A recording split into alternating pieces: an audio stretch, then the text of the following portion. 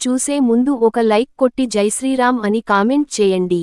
ఆర్థిక ఇబ్బందులు తొలగింప చేసుకోవడానికి, కుటుంబ కలహాలను తొలగింప చేసుకోవడానికి, వ్యాపార పరంగా బాగా కలిసి రావడానికి రావి ఆకు దీపం, ఉమ్మెత్త దీపం, భైరవ దీపం ఏ విధంగా వెలిగించాలో ఈ వీడియోలో మనం తెలుసుకుందాం.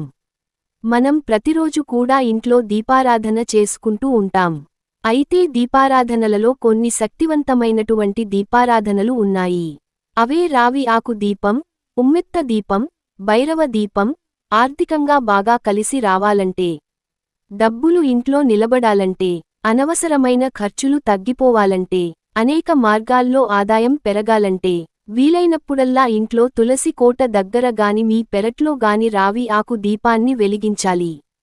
గుమ్మం ముందు అయినా రావి ఆకు దీపాన్ని వెలిగించుకోవచ్చు. దేవుడి దగ్గరైనా రావి ఆకు దీపాన్ని వెలిగించుకోవచ్చు.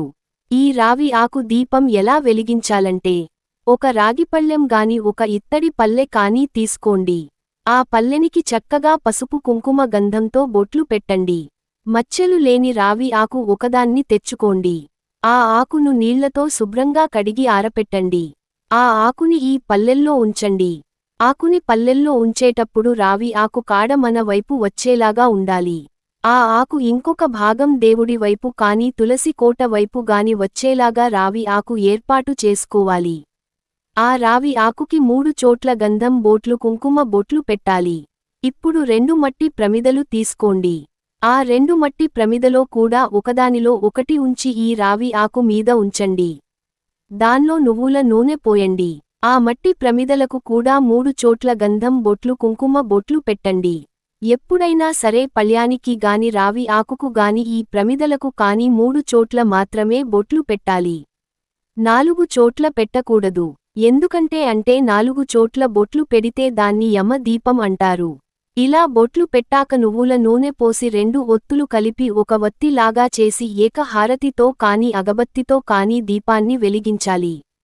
రావి ఆకు మీద ప్రమిద ఉంచి దీపాన్ని వెలిగించాం కాబట్టి దీని రావి ఆకు దీపం అంటారు.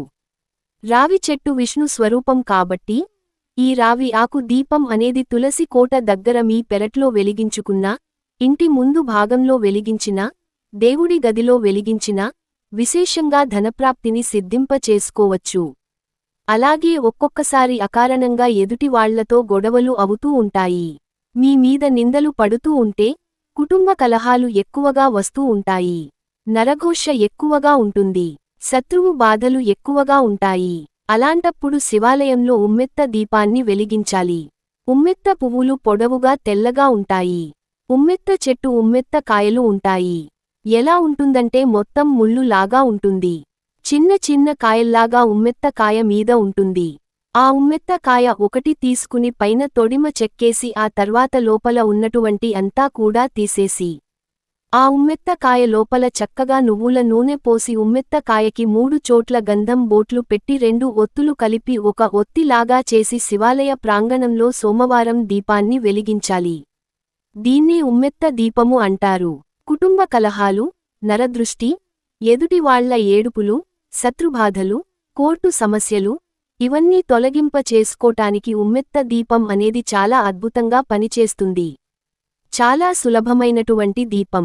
ఉమ్మెత్త కాయ తీసుకోవడం, తొడిమి చెక్కటం, లోపల ఉన్నది తీసేయటం, నువ్వుల నూనె పోయటం, 3 చోట్ల గంధం బొట్లు పెట్టి 2 ఒత్తులు కలిపి ఒక వత్తిలాగా చేసి శివాలయ ప్రాంగణంలో దీపం పెట్టడం. దీన్నే ఉమ్మెత్త దీపం అంటారు. ఈ ఉమ్మెత్త దీపం సోమవారం శివాలయం ప్రాంగణంలో వెలిగించాలి. అలాగే ఇంకొక శక్తివంతమైనటువంటి దీపం భైరవద్వీపం. మీకు ఉద్యోగంలో ఇంక్రిమెంట్లు సరిగ్గా ఇవ్వకపోయినా, జాబులు డెవలప్మెంట్ లేకపోయినా, గ్రోత్ లేకపోయినా, అలాగే వ్యాపారస్తులకి వ్యాపారం బాగా సాగకపోయినా, మీరు పనిచేసేటటువంటి ఆఫీసుకు బయట గాని, మీరు వ్యాపారం చేసే వ్యాపార సంస్థకు బయటవైపు గాని, అలాగే ఇంట్లో ఇబ్బంది ఉంటే ఇంటికి బయటవైపు కాని భైరవ దీపాన్ని వెలిగించవచ్చు. ఈ భైరవ దీపాన్ని బూడిద గుమ్మడికాయ దీపం అంటారు. ఈ బూడిద గుమ్మడికాయ దీపం మంగళవారం పూట వెలిగించాలి. బూడిద గుమ్మడికాయ దీపం ఎలా పెట్టాలంటే, బూడిద గుమ్మడికాయ 2 భాగాలు చేయాలి. 2 ముక్కలు చేయాలి.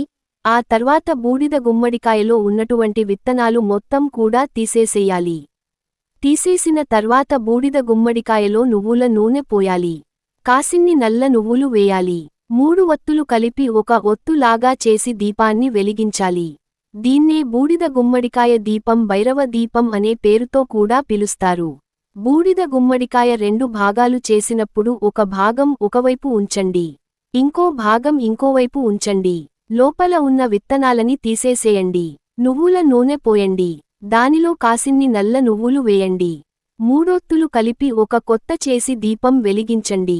అయితే బూడిద గుమ్మడికాయ దీపం ఈ 2 బూడిద గుమ్మడికాయ చెక్కలు కూడా దీపాలు లాగా పెట్టినప్పుడు అవి నేల మీద ఉంచకూడదు, నవధాన్యాల మీద ఉంచాలి.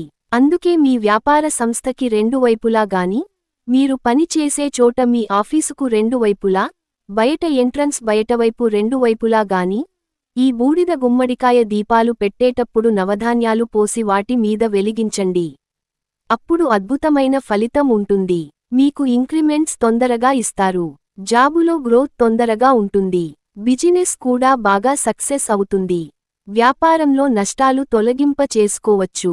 ఇలా రావి ఆకు దీపము, ఉమ్మెత్త దీపము, భైరవ దీపం అంటే బూడిద గుమ్మడికాయ దీపం ప్రత్యేకంగా వెలిగించండి. అన్ని రకాలైన సమస్యలు నుంచి సులభంగా బయటపడండి.